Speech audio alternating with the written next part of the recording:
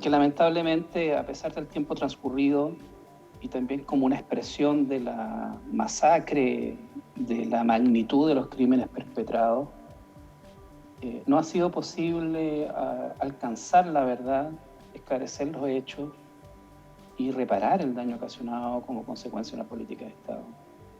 A 50 años o a casi 50 años de iniciado estos horrorosos hechos, hay cientos, miles de familias que aún desconocen el destino de sus seres queridos como consecuencia de la acción de agentes del Estado. Esa es la triste realidad. Más allá de todos los esfuerzos realizados en materia de verdad, se han creado 2 comisiones para el esclarecimiento de la desaparición forzada y la ejecución extrajudicial, otras 2 para el esclarecimiento de la prisión política y tortura. A pesar de todos los esfuerzos en materia de justicia, persiste esta deuda, que no es solo con los familiares, perdón, es también una deuda que tenemos como país. Sin duda. Como sociedad. La definición del concepto de detenido desaparecido, Federico. Bueno, ese es el concepto que hoy día se utiliza en el derecho internacional de los derechos humanos.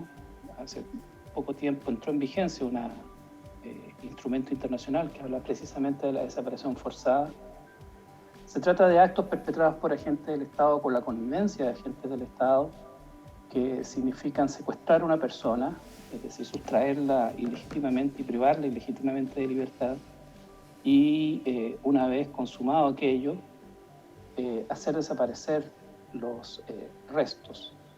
Esa política se llevó a cabo en Chile entre el año 1973 y los últimos casos de desaparición forzada son a mediados de la década del 80,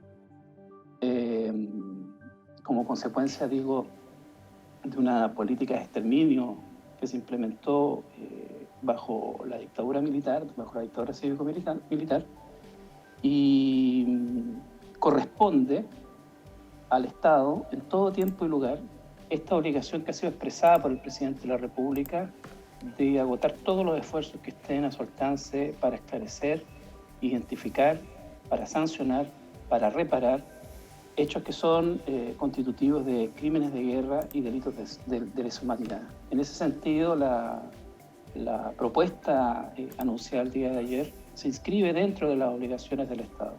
No es solo un imperativo ético, no es solo un imperativo político y moral, es también un imperativo jurídico desde que Chile está en la obligación de llevar a cabo y de realizar todos los esfuerzos que estén a su alcance para alcanzar plenamente el esclarecimiento de estos hechos. Ya lo comentabas tú, Federico, hubo algunas instancias previas, ¿no? Desde el retorno, desde el término de la dictadura hasta hoy día. Recuerdo yo más de alguna, ¿no? ¿Qué hace suponer que efectivamente esta iniciativa pudiera efectivamente romper, por ejemplo, pactos de silencio que se generaron en las Fuerzas Armadas para ocultar información respecto a detenidos desaparecidos? En el caso de Chile, había una amplia documentación sobre las vulneraciones y violaciones sistemáticas a los derechos humanos ocurridas en ese periodo. Estos crímenes no fueron cometidos de manera aislada. Estos crímenes fueron acompañados de una serie de otros actos, de los cuales particularmente el Ejército, las Fuerzas Armadas en general y Carabineros debieron y tuvieron información y por lo tanto es posible aún sostener que hay espacios para efectivamente que se encuentre esa información, más allá de los pactos de silencio. No podemos agotar los esfuerzos, y me parece que el llamado que se hace precisamente desde el Poder Ejecutivo es a no agotar los esfuerzos en aras de saldar esta deuda que tenemos como país, como sociedad. Y en ese sentido no podemos sino valorar esta iniciativa, este esfuerzo. Entiendo que se va a involucrar el Ministerio de Defensa precisamente, que no obstante la coordinación de justicia, pero necesariamente tendrá que contemplarse al Ministerio de Defensa, incluso al Ministerio del Interior. Sí, esa era una pregunta, Federico, porque los esfuerzos anteriores que se hicieron en esta materia estaban radicados precisamente en el Ministerio de Defensa. Hoy día, de acuerdo a la información que entregó el presidente ayer, esto sale del Ministerio de Defensa y queda radicado entonces en el Ministerio de Justicia y Derechos Humanos. ¿Cuál sería la idea de este cambio, Federico? Básicamente que en el Ministerio de Justicia está radicado la política de derechos humanos del Ejecutivo, que es el Ministerio de Justicia y Derechos Humanos. Ahí está radicado además el programa de derechos humanos del Ministerio de Justicia, que es quien impulsa las causas judiciales para el esclarecimiento de estos hechos. Y bien puede ser una instancia coordinadora por el acervo y el acumulado de información que esos equipos tienen.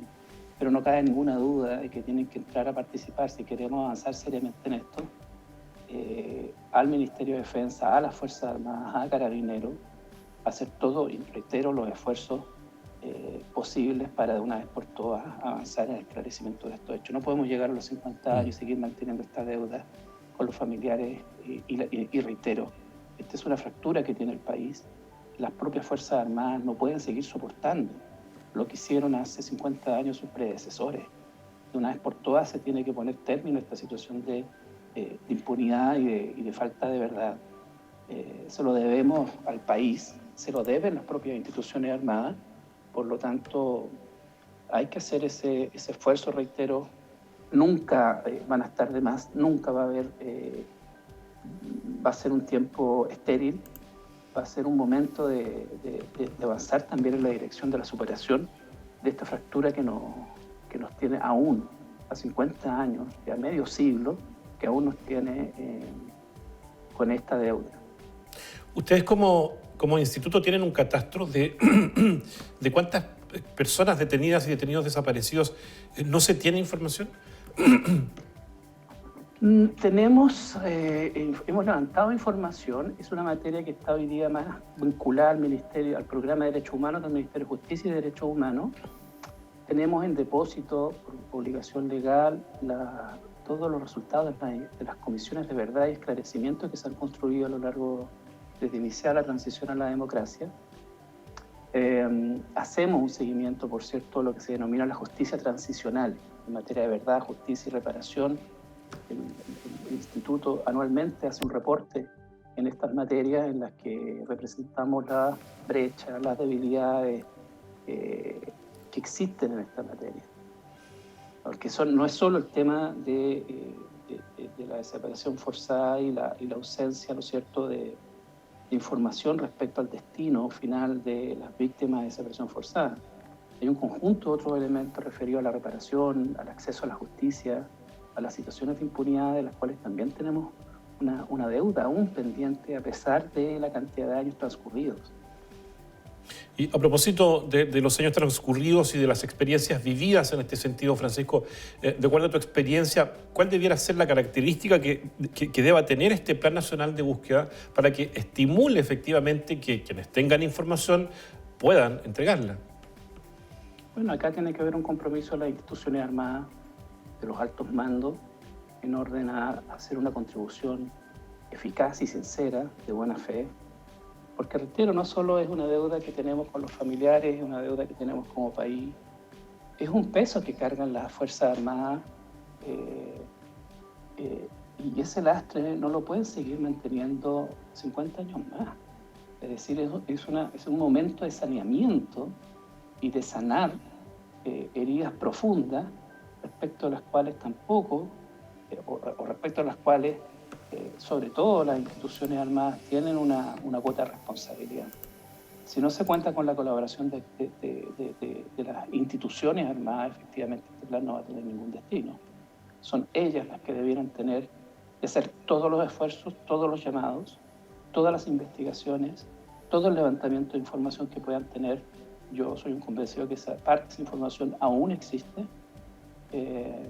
Por lo tanto, se tendrán que desarrollar a cabo esas acciones coordinadas a través de los ministerios respectivos para, de buena fe, poder efectivamente contribuir, ni siquiera cerrar, contribuir a superar este momento, estos hechos. Ahora, respecto de la calidad de la información, Federico, ¿qué tipo de información se requiere? Porque, por otro lado, yo creo que encontrar hoy día los restos, las personas que están detenidas desaparecidas están muertas, ¿no? Las asesinaron. Encontrar los restos quizá va a ser una situación tremendamente compleja. Por lo tanto, ¿qué tipo de información es la que pueden entregar las Fuerzas Armadas que de alguna manera satisfaga, digamos, la necesidad que tienen hoy día los familiares?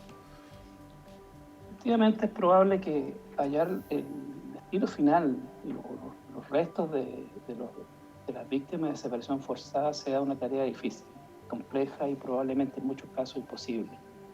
Yo no me cierro, eso sí, a esa posibilidad. Han habido hallazgos, yo recuerdo en Itueche, hace muy poco, víctimas que fueron identificadas por el Servicio Médico Legal. Entonces, es posible, pero es cierto que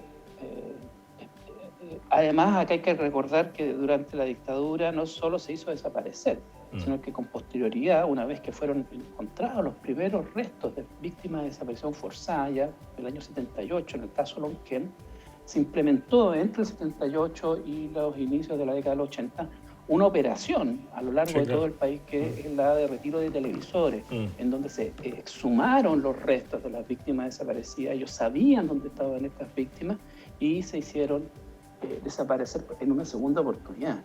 Ahí tenemos los casos de Chihuahua, acá en el sur, en fin. Yo sigo insistiendo, acá hay una información de sobrevivientes que son pactos que han sido institucionalmente, probablemente han sido institucionalmente avalados y se deben romper, y ahí las instituciones tienen un rol que jugar. Hay declaraciones, hay testigos, deben haber informes, probablemente documentos, archivos. Hay que investigar, hay que poner un equipo especializado, hay que comprometerse institucionalmente. Las Fuerzas Armadas tienen que asumir una responsabilidad en el esclarecimiento, en una conducta muy proactiva, de buena fe, para esclarecer estos hechos. Finalmente, me quedan 30 segundos, Federico. Otra de las cosas que señaló el presidente Boric ayer tiene que ver con la recuperación y revalorización de los sitios de memoria en diversos, estoy leyendo textual lo que dijo el presidente ayer, en diversos lugares de Chile para que cuenten con condiciones que les permitan mostrar a las nuevas generaciones el valor intrínseco e intransable del respeto a la democracia y los derechos humanos, ejemplificando esta intención en que este año partirán con 7 espacios de memoria, entre los que se cuentan la Casa de Memoria de los Ríos y el sitio de José Domingo Cañas. ¿Qué te parece este anuncio del presidente Boric ayer? Es muy positivo, son políticas públicas que tienden no solo a recuperar espacios de memoria, sitios de memoria, sino que, y es una práctica muy común en los países que han vivido la experiencia de vulneraciones y violaciones sistemáticas a los derechos humanos, el recordar permanentemente, el no olvidar. La construcción de una cultura de derechos humanos supone necesariamente el estar atentos, el recordar, el valorizar el rol de la vida humana, de la dignidad de la persona, porque la única manera de evitar y de garantizar la no repetición es precisamente construyendo una sociedad que esté, yo diría, impermeabilizada a tolerar que una vez más resolvamos nuestras crisis sociales y políticas recurriendo a la fuerza. Y eso tiene un valor enorme en la región de la Araucanía. ¿Cómo somos capaces de superar las situaciones de crisis no recurriendo a la fuerza, precisamente? Federico Aguirre, director regional del Instituto Nacional de Derechos Humanos en la Araucanía, conversando sobre el Plan Nacional de Búsqueda anunciado por el presidente Boric ayer en relación a detenidos y detenidas desaparecidos durante la dictadura cívico-militar. Muchas gracias, Federico. Que tengas buena tarde. Muchas gracias a ustedes por la invitación. Buenas tardes.